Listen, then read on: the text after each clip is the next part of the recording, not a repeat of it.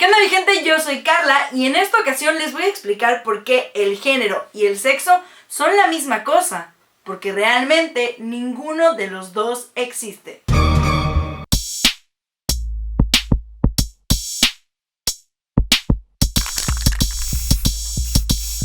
Cuando inicié en el feminismo, una de las primeras cosas que aprendí fue a diferenciar entre sexo y género, siendo el género lo social, es decir, femenino o masculino, mientras que el sexo es lo biológico, lo que tenemos entre las piernas, pipí de hombre y pipí de mujer. Y es que las primeras feministas tenían la necesidad de acabar con esta idea de que las mujeres eran por naturaleza inferiores a los hombres, y fue que empezaron a decir, a ver, no es que las mujeres sean realmente inferiores a los hombres, lo que pasa es que se les educa y se les enseña a eso, a vivir subordinadas bajo la figura masculina. Y esto se le llama socialización de género, proceso por el cual el individuo comprende, interioriza y acepta las normas y valores colectivos que rigen la convivencia dentro de un sistema binario, es decir, donde solo hay dos géneros, el femenino y el masculino. Entonces, una definición más concreta de lo que es el género sería que es una categoría construida social y culturalmente, que clasifica a los seres humanos a través de características psicosociales. Y con base a esto, al género, se crean los estereotipos de género. Un ejemplo sería, un estereotipo de género femenino es que pues, las mujeres son pues, femeninas, es decir, son delicadas y emocionales. Y un estereotipo de género masculino sería que los hombres son fuertes e inteligentes. Y con base a esto también se crean los roles de género. Es decir, un ejemplo sería, un rol de género femenino es que pues las mujeres, como son emocionales y delicadas, pues deben de quedarse en casa, ¿no? En el espacio privado, cuidando de la casa, cuidando de su familia y de su esposo. Mientras que el rol de género masculino de los hombres es salir al espacio público a trabajar en la industria, en la política, en la ciencia, etc. Pero ¿cómo se construyeron estos géneros, estereotipos, roles de mierda que evidentemente se utilizan para oprimir a las identidades femeninas? Pues basándose en el sexo, que son las características biológicas asociadas a cada clase sexual. Fue así como la comunidad científica estudió a los seres humanos por muchos años y dijo, creo que hay dos sexos, es decir, hombres y mujeres, penes y vaginas, hembras y machos. Y como las hembras, las mujeres tienen este rol reproductivo específico en el que tienen que llevar en su vientre a sus crías, pues evidentemente la naturaleza nos está diciendo que el deber de las mujeres es tener hijos y pasarse la vida entera con un macho que las proteja y las preñe con el fin de preservar a la raza humana. ¡Listo! Gracias por mi premio Nobel a la ciencia. ¿Y si yo solo quiero llevar a cabo prácticas sexuales sin llegar a la reproducción? ¿Y si las prácticas sexuales que yo realizo son muy diferentes a las que se utilizan para la reproducción? ¿Son mis prácticas sexuales menos válidas o inclusive antinaturales porque las practico por placer y no con fines reproductivos? Pues no, no es así. Hoy en día las nuevas generaciones se plantean si realmente quieren tener hijos y hay quienes después de pensarlo mucho deciden que sí y hay quienes no. Y ambos son válidos. Ninguno es más humano o menos humano que otro. Estamos de acuerdo que entre ser o no ser padres o madres es una decisión y no una obligación. Entonces, ¿por qué nos enseñan lo contrario? ¿Por qué la naturaleza habrá creado a los hombres y a las mujeres tan opuestos y a la vez complementarios si no es para eso? ¿Es acaso nuestro deber natural como hombres y mujeres el unirnos y reproducirnos? ¿Qué pensarían si les digo que la naturaleza realmente no solo creó a los hombres y las mujeres, que hay más categorías sexuales? La bióloga Ann Foster Stirling, en su libro Cuerpos sexuados, hace una crítica al hecho de que la comunidad científica, a la hora de clasificar el sexo en los mamíferos, categoría a la que pertenecemos, siempre lo hace a través de una escala espectral. ¿Esto qué quiere decir? Que en un extremo están los machos y en el otro extremo están las hembras, y en medio hay intersexualidades. Pero a la hora de clasificar el sexo en el ser humano, siempre se empeñan en decir que las únicas categorías sexuales válidas son los hombres y las mujeres. Y las que están en medio, las intersexualidades, no son válidas. ¿Por qué? ¿Porque no se pueden reproducir?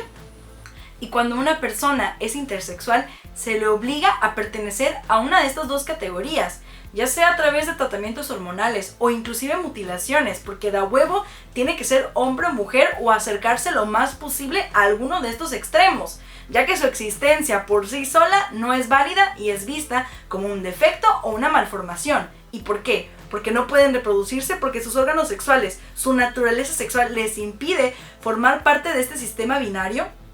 Pero, ¿por qué si la naturaleza nos ofrece una amplia gama de categorías sexuales, la comunidad científica se empeña en decir que no, que solo existen hombres y mujeres, que los únicos sexos válidos son estos?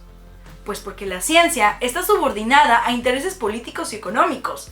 La ciencia no siempre es neutra, pura y objetiva. De hecho, a lo largo de la historia han habido cientos de casos en los que los discursos científicos se han utilizado para justificar la violencia y la opresión.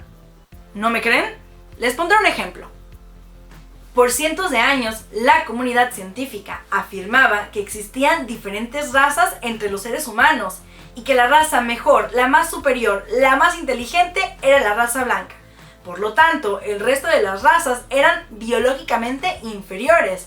Y debido a las características específicas que poseía la raza negra, pues ellos debían ser esclavos y debían dedicarse a los trabajos forzados y pesados. Recordemos lo que dijo Walter Mignolo: la colonización y la justificación para la apropiación de la tierra y la explotación de la mano de obra en el proceso de la invención de América requirió la construcción ideológica del racismo. Antes de la conquista de América ya existían estas ideas de que según habían diferentes razas entre seres humanos, pero fue a partir de la colonización que se empezó a decir, ok, hay diferentes razas y también hay razas que son mejores que otras. Los conquistadores necesitaban decir, nosotros los blancos somos por naturaleza superiores a todas las razas, por lo tanto es nuestro deber gobernar y administrar los recursos naturales, mientras que las otras razas, como son inferiores por naturaleza, deben escucharnos y deben obedecernos. Así lo dice el orden natural, así está comprobado científicamente. Y no fue hasta el siglo XX, cientos de años después, que la comunidad científica dijo, oigan, ¿saben qué? Estábamos revisando, checando y realmente no hay ninguna evidencia científica contundente que compruebe la existencia de diferentes razas entre seres humanos. Y la diferencia en el color de piel entre seres humanos, pues es solo eso, es una diferencia superficial, externa.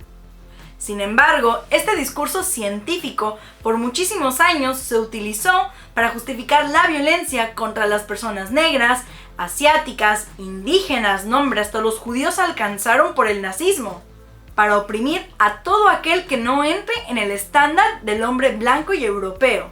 Y esa mismita estrategia nos la siguen aplicando hoy en día bajo el discurso natural, científico, de que solo hay dos sexos. Y ahora la pregunta es, ¿por qué? ¿Por qué al sistema le conviene perpetuar esta idea del sistema de sexo binario? Pues porque vivimos dentro de un sistema patriarcal y capitalista, donde un pequeño porcentaje de la población lleva una vida llena de comodidades, riquezas, lujos, a costa del hecho de que la gran parte del resto de la población vive en condiciones de pobreza.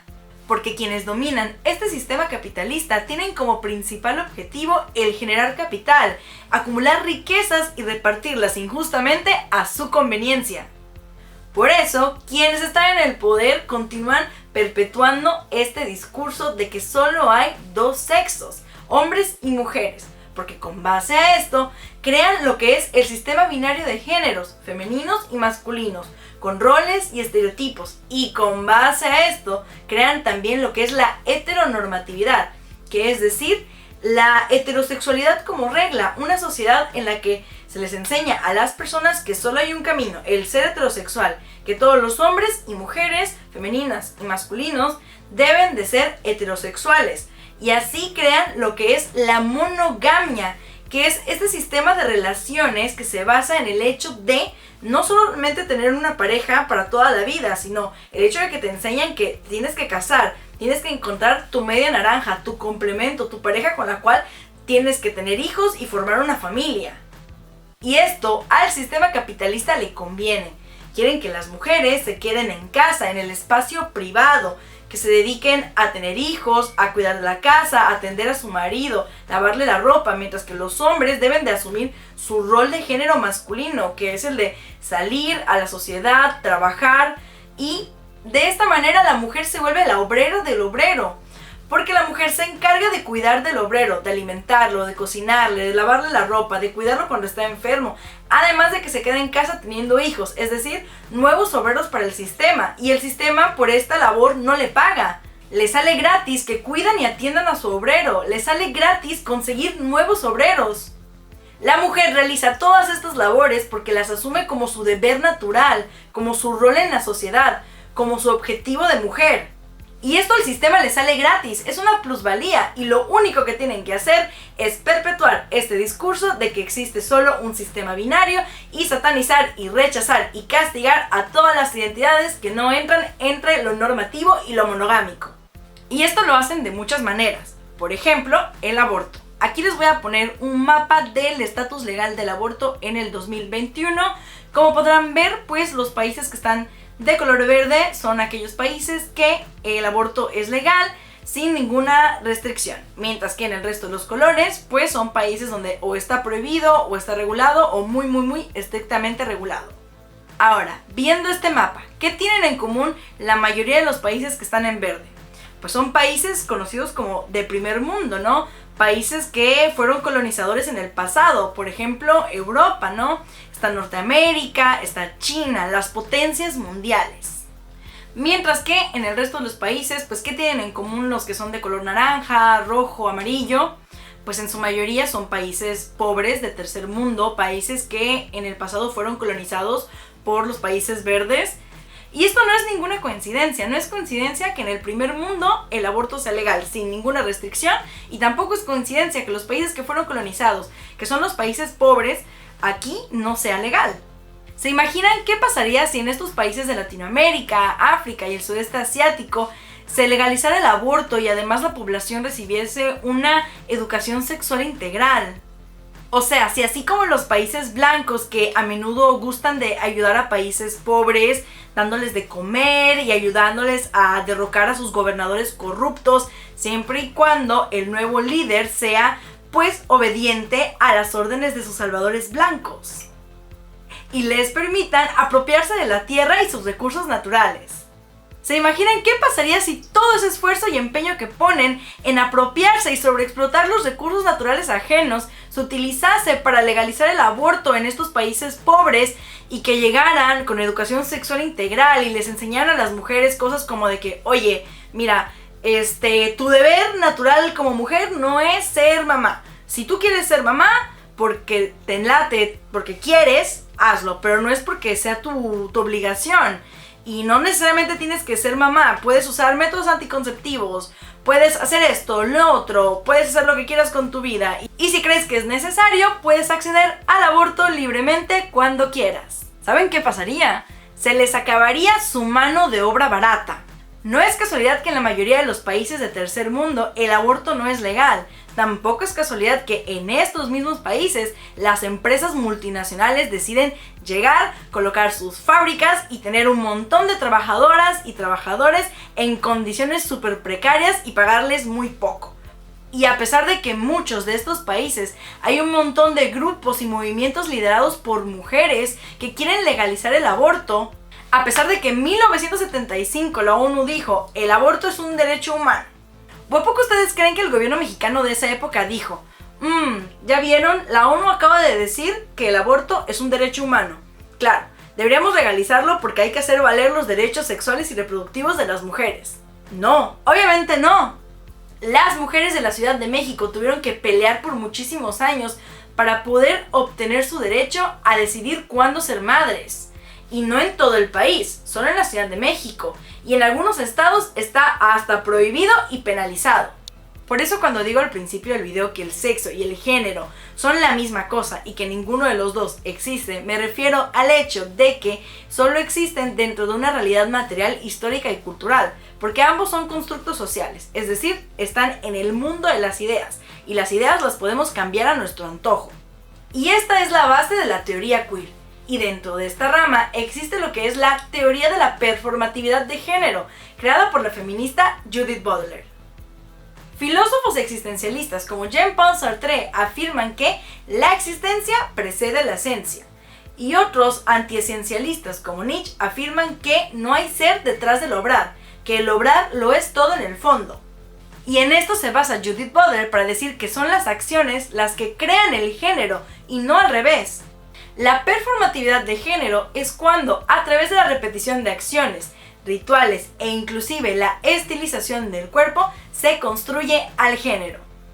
Es decir, yo soy mujer, no porque una esencia me diga que debo de ser mujer, sino porque yo performo todos los días con mis acciones la categoría de sexo-género a la que pertenezco. Y si yo mañana voy al doctor y el doctor me dice, ¿sabes qué? Eso que tienes entre las piernas no es lo que crees.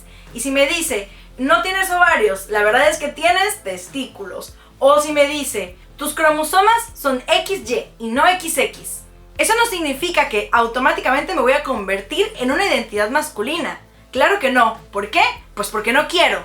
Porque yo todos los días me identifico como mujer, me nombro como mujer, interpreto mi cuerpo como mujer, con todo lo bueno y lo malo que eso significa. Y ninguna autoridad va a venir a mí a decirme que yo no soy mujer porque no encajo en su molde de cómo debe ser una mujer. Porque yo soy mujer a mi manera.